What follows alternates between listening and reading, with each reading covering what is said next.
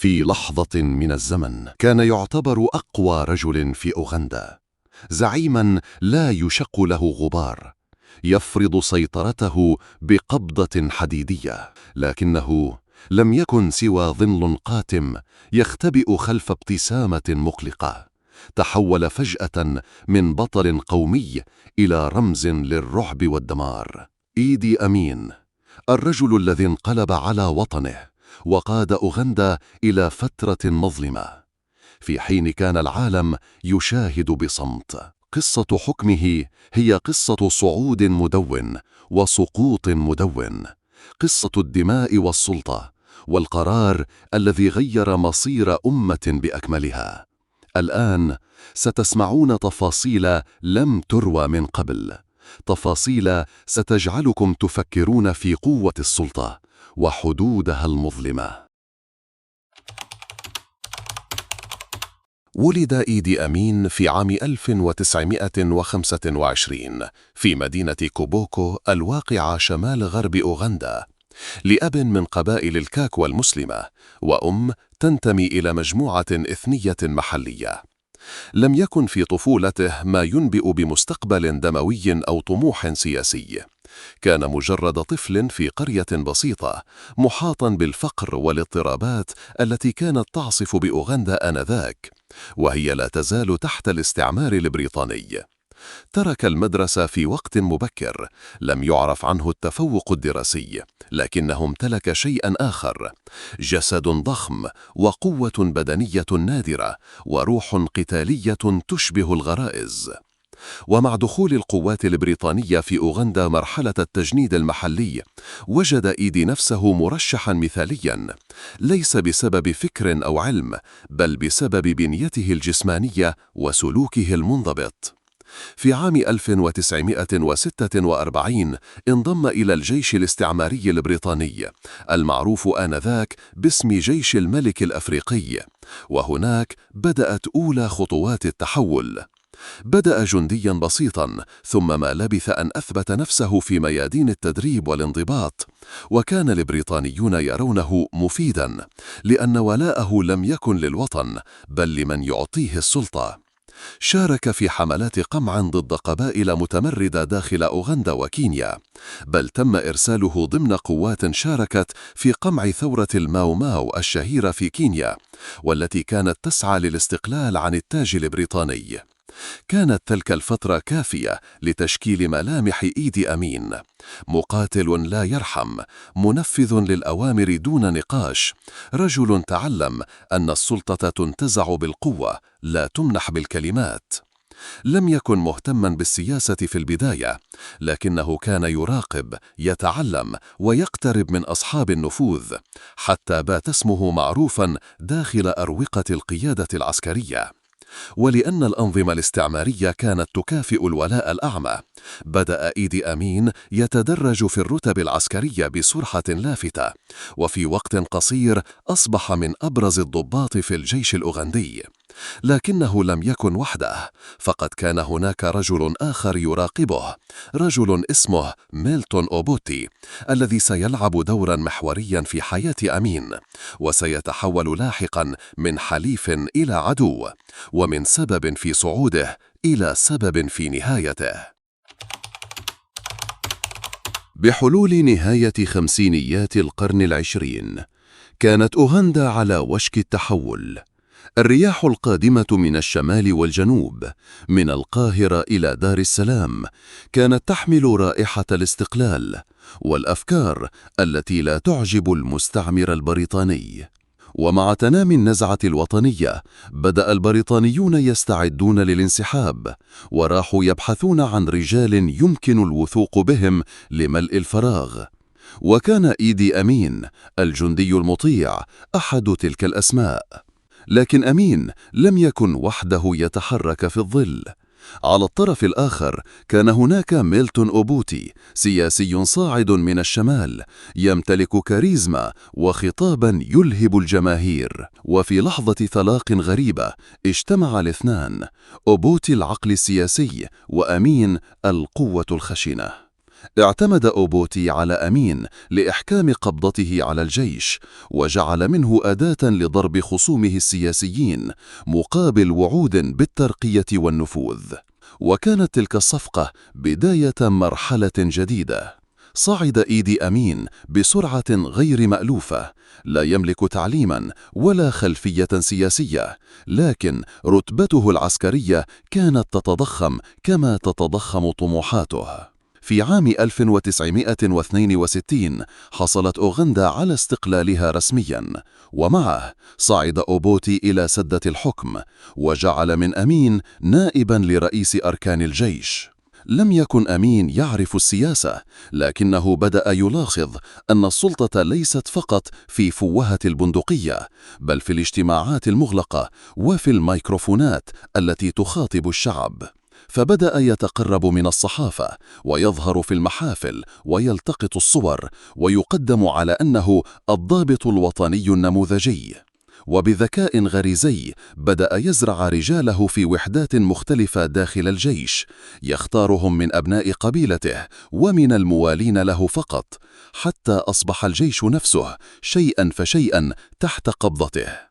وفي عام 1965 حدث ما غير كل شيء. اتهم أمين بتحويل أموال حكومية لشراء أسلحة سرية لمجموعات متمردة في السودان، الأمر الذي أدى إلى توتر شديد بينه وبين أوبوتي. لم يكن الأمر مجرد قضية فساد، بل كان صراعا خفيا على من يحكم الجيش ومن يمسك بخيوط القوة الحقيقية في البلاد. أوبوتي بدأ يشك في نوايا أمين، فجمد بعض صلاحياته وبدأ يعدل في صفوف الضباط. وأمين كان يراقب، يسجل، وينتظر اللحظة المناسبة. وفي يناير 1971 خرج أوبوتي في زيارة إلى سنغافورة لحضور قمة دول الكومنولث، وترك أمين في العاصمة بحكم العادة والثقة.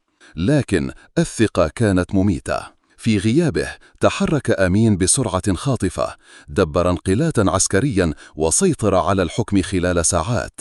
لم يطلق الكثير من الرصاص، لم تسفك أنهار دماء في تلك اللحظة، لكنه كان صعودا محملا برائحة الخيانة وممهدا لمسار مظلم لن تعرف البلاد طريق العودة منه بسهولة.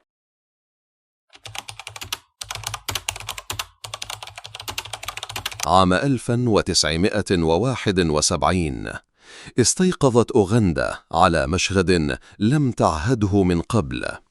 الجنود في الشوارع، الإذاعة تحت سيطرة الجيش، والناس يتساءلون: ماذا حدث؟ أما الإجابة فكانت: القائد العام للجيش اللواء إيدي أمين استلم السلطة. لم يكن الانقلاب داميا، بل جاء بهدوء مخيف، وكأن الدولة نفسها كانت تنتظر أن تسقط. ميلكون أوبوتي رئيس البلاد كان وقتها في الخارج، وحين حاول العودة وجد الأبواب مغلقة. لم تكن هناك فرصة للمقاومة ولا حتى لنقاش سياسي. أمين أعلن في خطابه الأول أنه لم يأتي طمعا في الحكم، بل استجابة لإرادة الشعب وإنقاذا لأوغندا من الفساد. وكم كانت تلك الجمل مألوفة في أدبيات الانقلابات الإفريقية. لكنه لم يتأخر كثيرا حتى كشف عن وجه آخر. بدأ باعتقالات عشوائية شملت وزراء، قضاة، ضباطا، وحتى أصدقاء الأمس.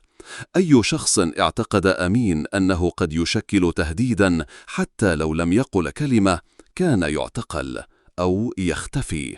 وطبعا كما يفعل كل ديكتاتور في بداياته، أراد أمين أن يكسب الشارع بسرعة، فأعلن عن خفض أسعار بعض المواد الغذائية، وأمر ببناء ملاعب ومساجد، وتحدث كثيرا عن هوية أوغندا الإفريقية، وكأنه يحاول أن يعيد تشكيل صورة بلده حسب خياله هو.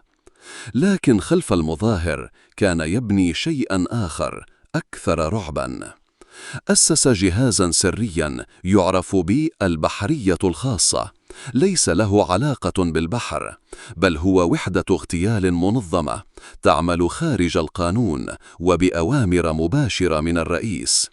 لم يكن أحد آمناً، الصحفيون، رجال الدين، أساتذة الجامعات، أي صوت يرتفع كان يسكت.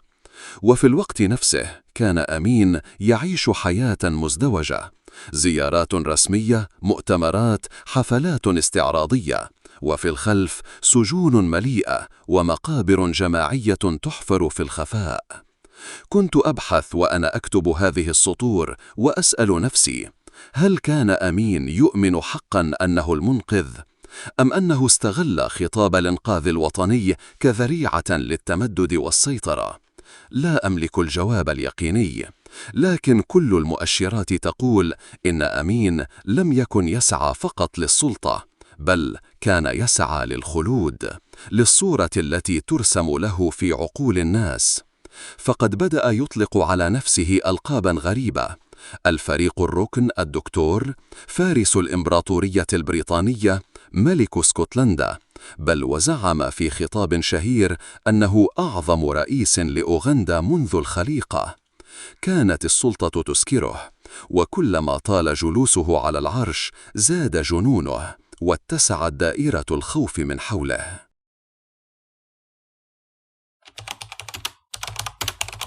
لم يمض عام واحد على انقلاب إيدي أمين حتى تحولت أوغندا إلى ساحة مفتوحة للرعب.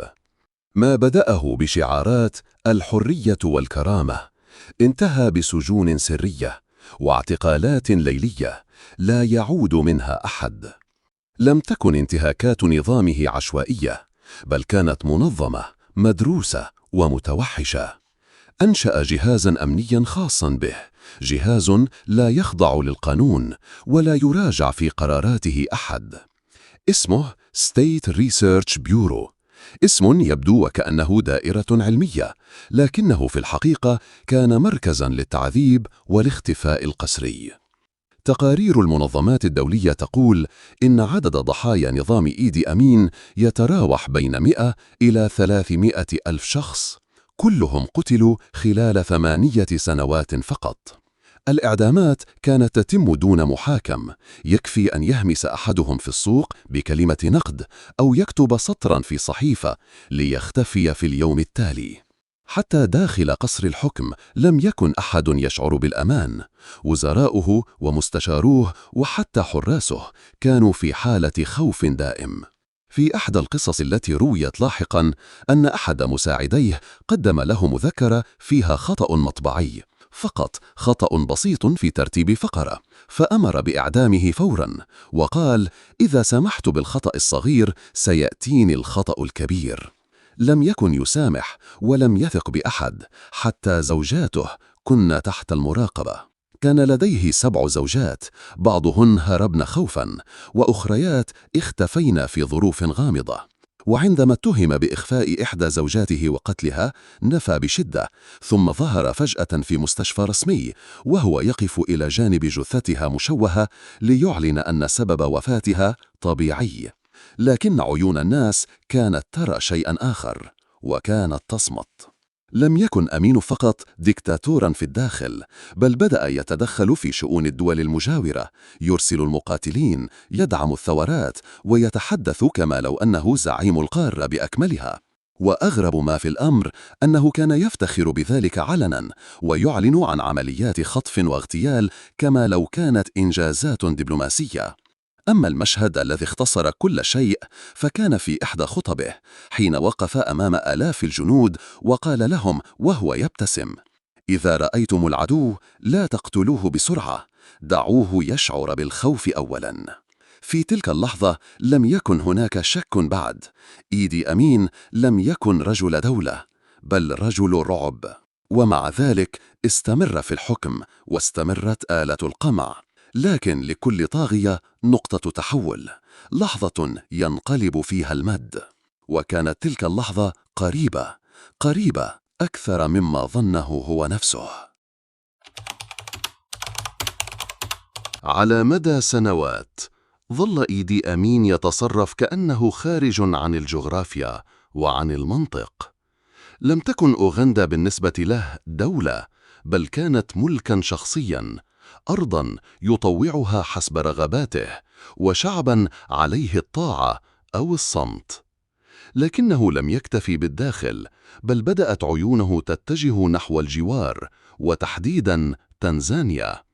في عام 1978 وفي لحظة غرور مفرطة، أمر إيدي أمين قواته باجتياح الجنوب الغربي من تنزانيا واحتلال بلدة كاجيرا. كان يحاول تصدير أزماته وتغطية التدهور الداخلي بخطاب قومي متشدد يصور فيه نفسه كقائد إفريقي مقاوم للاستعمار، رغم أن الواقع كان عكس ذلك تماماً. لكن أمين هذه المرة أخطل التقدير، فرئيس تنزانيا جوليوس نيريري لم يكن من النوع الذي يتراجع. أعلن الحرب وبدأ بحشد قواته، ليس فقط لتحرير كاجيرا، بل لإسقاط نظام أمين من جذوره. انطلقت المعركة، وحدث ما لم يتوقعه أحد. الجيش الأوغندي انهار بسرعة، والضباط بدأوا بالهرب، والجنود الذين عانوا لسنوات من الفوضى والفساد لم يعودوا قادرين على القتال. خلال أسابيع قليلة اجتاحت القوات التنزانية العاصمة كومبالا، وأعلن نيريري سقوط نظام آمين. أما هو فاختفى واختار الهرب بدل المواجهة. غادر البلاد سراً، متجهاً أولاً إلى ليبيا ثم إلى العراق، قبل أن يستقر أخيراً في المملكة العربية السعودية. لم يحاكم، لم يسأل، ولم يواجه شعبه الذي حكمه بالحديد والنار. خرج كما دخل فجأة، لكن هذه المرة دون كاميرات، دون استعراض، دون أن يعرف أحد كيف يعيش ولا لماذا صمت. في مدينة جدة عاش إيدي أمين آخر سنواته، غريباً، معزولاً، بلا سلطة، بلا جمهور، وبلا هوية حقيقية. لم يظهر علناً، ولم يدلي بأي تصريح، وكأنه قرر أن يختفي طواعية، أو كأن أحداً قال له: الزمن لم يعد زمنك. عاش في أحد أحياء جدة الهادئة، يصلي، يقرأ، ويمارس حياة رتيبة، لكنها كانت في جوهرها نوعاً من المنفى النفسي. في عام 2003 وبعد صراع مع المرض، توفي إيدي أمين عن عمر ناهز 80. دفن هناك بعيداً عن وطنه، دون جنازة رسمية، ودون أن يكتب اسمه في صفحات التكريم. لكن السؤال ظل معلقاً: هل ندم؟ هل فكر فيما فعله؟ هل تذكر صرخات الذين قضوا على يده؟ لا أحد يعرف، لأنه لم يتحدث ولم يعتذر. بعد وفاته لم يختف اسمه تماماً، بل عاد، لكن من زاوية مختلفة. في السينما، في الوثائقيات، في الكتب، أصبح إيدي أمين مادة للبحث، ليس لأنه بطل، بل لأنه مثال صارح لما يمكن أن تفعله السلطة المطلقة برجل بسيط.